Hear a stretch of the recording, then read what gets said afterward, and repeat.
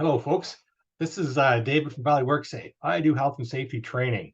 Today, I'm going to talk about 4 propane fails. So I take a listen to these 4, and if you see yourself, or maybe your colleagues, or your spouse, your partner, doing some kind of things like this, maybe you might want to stick around and talk with me later. 4 propane fails, regular inspections. I'm talking about, it could be the homeowner, property owner, your barbecue in your backyard, or maybe the job site. You could have propane fueled equipment or job site heaters. Lots of places use propane. So regular inspections. Before you use it, you inspect it. You want to make sure there's no dents, damage, cracks, not leaking and so forth before you use it. And does it actually have enough fuel in it? All right. Don't be the person that says, hey, came off the fuel truck, it's got to be good. It's been sitting around. They wouldn't have delivered it unless it was safe to use. Or I don't worry about it. If I go to fill it up and they say no, it's time to get rid of it, that's when I do it. Don't do that. All right. Storage and ventilation. Propane tanks are supposed to be stored outside. Do not store them in your house. All right. It's fuel. Do you have a gas tank in your house? Hope not. Right? We do have oil furnaces with stuff, but we're getting away from having oil furnaces with tanks in the house. Also, they can off gas, right? They can leak. So I don't want propane leaking into my house. Things can go boom, hence the little decoration behind me. Storage, make sure they're stored outside. Lock them up if you have to, right?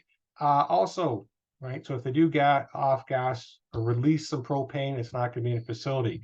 It may be convenient to have your little camp canisters inside your basement, right, down beside the furnace, because that's where you store stuff. Don't do that. All right.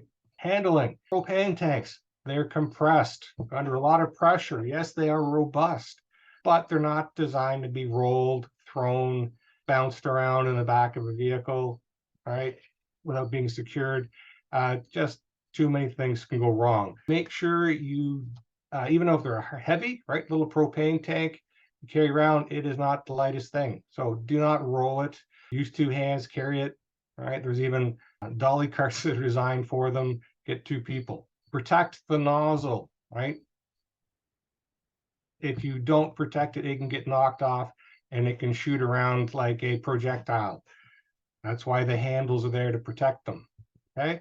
Also, PPE, it's under compression. So it can, when you take off the connector, it can release back. So make sure you empty the line out, everything's turned off. Ideally, put on gloves, protect your face so nothing can get at your body. Homeowners, probably not as much of a deal, but still keep your face away from the end. So if anything does come out, it's not going into your face. Things to look at.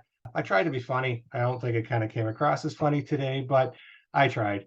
This is not, I'm not trying to be insensitive to things that can go wrong with propane, choices that people have made. I'm trying to have a little bit lighthearted conversation about it. So please just kind of keep that in mind.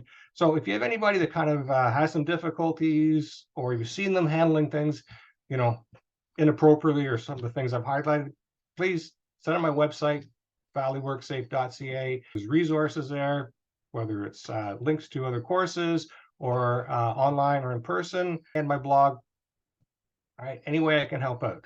So, David from Valley WorkSafe, there is no other way.